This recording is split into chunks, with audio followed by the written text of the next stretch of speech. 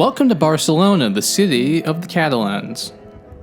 In the basement of the Barcelona History Museum, under the streets and beneath the foundations of the basilicas, is the ruin of history. The Romans invaded here around 218 BC. Well, invaded is a strong word. The Iberian tribes were Rome's trading partners and allies, but when Roman armies came through to push the Carthaginians out, it was clear that one overlord was simply replacing the other. Meet the new boss.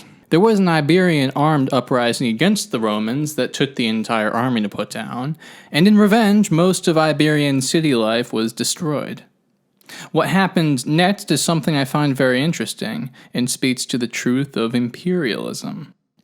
It was called Romanization of the new provinces, and it implies a forced change of culture. But did that really happen, and what exactly would it look like? More realistically, it was a two-way exchange, a Latin culture with Iberian characteristics. The Romans were not cultural supremacists, they were cosmopolitans born between Etruria, Gaul, the Greeks, and Phoenicians, and their tolerance for strange new lifestyles allowed their imperial machine to expand with ease. So, Romanization. If you were a native of the area, living in a town under a Roman governor and Roman law, you had to speak Latin to carry out your functions and participate politically. You also had to be a citizen. You might even have to be a landholder.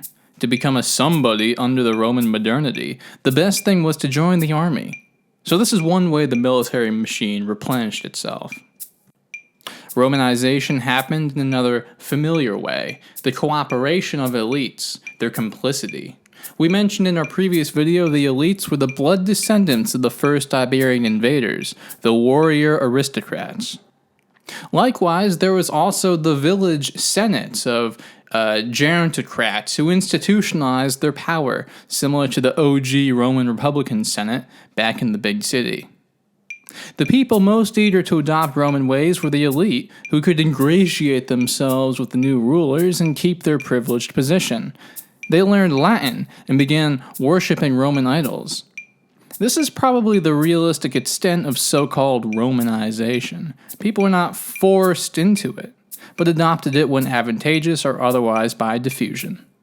Until the real bill came, of course, with imperial settlement. Veteran soldiers were given free land. Free land for a career in the military was a very successful carrot. So let's think local. Supposedly the name Barcelona comes from the Carthaginian line, Barca. But who really knows anyway? Barcelona fell into the lap of the Romans while fighting Carthage. A military camp was built here, and it was known as Colonia Julia Augustus Forentia Paterna Barcino, or Barcino for short. In the basement of this place is the Archaeology Museum, and it consists of a segment of road, houses, the city wall, and, critically, some factories.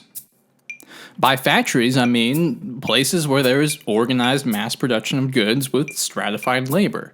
In this case, salted fish, wine, and clothes dyeing happened in massive quantities with actual infrastructure dedicated to it. Huge potted vats sat on the floor where fish would ferment with their salt, channels for wastewater byproduct, drains, and huge pools for processing cloth with chemicals. Barcelona at the time was not a large city. It wasn't even the most important urb in the area, and that implies that this was happening everywhere. Immediately I had two questions. Who worked here? Who owned the place, and where did the money go? The workers were probably of two castes. Roman citizens who would otherwise be unemployed, i.e. proletarians, plebs, workers, right? And slaves from vanquished foes. Generally, the upper crust Romans, the aristocrats and the gentry, made their money through rent, or owning massive tracts of land. This ensured they wouldn't have to work themselves. Thanks to Roman law, by that I mean the property code, the local governor, and the military garrison, it was perfectly safe for him to own a factory and to run it to his pleasure. This is fascinating because many historians dismiss antiquity as a backwards world. Clearly, we can view strong similarities across our times. What did a factory owner, probably a citizen elite, or even the governor himself, do with the surplus money? After wages and inputs, would he spend it around like speculative capital looking for reinvestments? Or simply spend conspicuously on lavish feasts and all the luxuries that commanded respect from fellow elites? That was Roman life. It demanded a certain style of refinement. Also consider the villa system. Most people lived outside the city. In the countryside, they were much closer to the Neolithic culture. The Roman invasion turned this world inside out. Now, the free people who lived in subsistence villages were compelled to be peasants in service of local villas which sprang up across the countryside, well, peasants and slaves. Similar to the urban mass factories, the villas were agricultural factories and closely bonded to the imperial system. Keeping people fed was necessary to retaining power, and for the owners, the villas, making money out of it meant that they could be sleek enterprises and highly profitable. The reduction of the free rural people to peasants and the use of slave labor meant that the costs were kept low. The money kept pouring in, as long as prices didn't get too low, like when the Gracchi brothers tried to ease the price of grain. The patterns and recognizability of exploitation in this world becomes much sharper at this point than at nearly any in the past. It is no coincidence that the modern world shapes itself in the image of Rome. The elites had a lot of power. Even our contemporary elites look jealously at the power wielded by the Romans. Roman power and growth was unparalleled in this part of the world. China and Bengal, South Asia, outstanding, obviously. They had their own thing going on.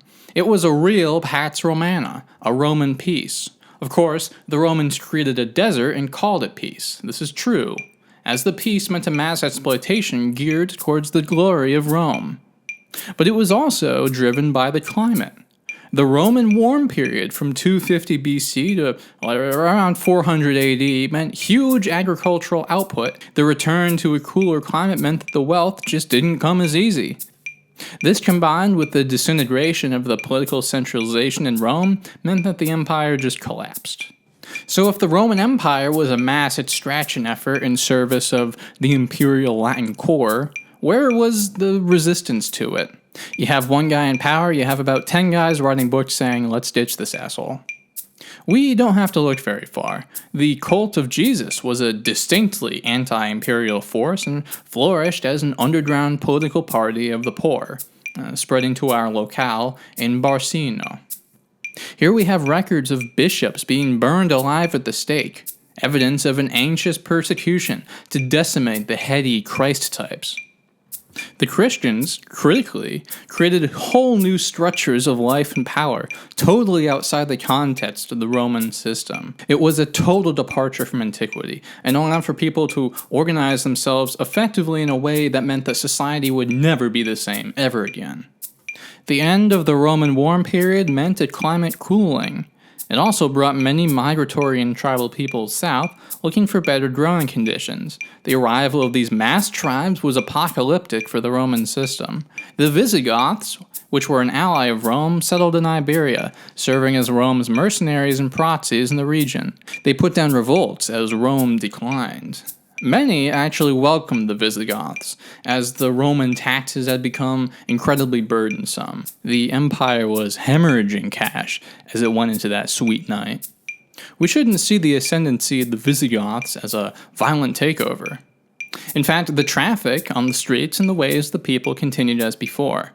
When the final split with Rome occurred in 470, the Hispano-Roman aristocrats and landowners tried to resist, but they had little popular support to preserve their domination. The prospect of Rome just wasn't compelling anymore. The Hispano-Romans were displaced by the Visigothic elite. After 600 years of rule of the Romans over the Iberian people, their power was gone forever. Thanks for watching this episode of Folk Pie, and don't forget to engage with the video to whatever degree to appease our algorithm god. And please share this video with friends who would be interested in history. See you next time.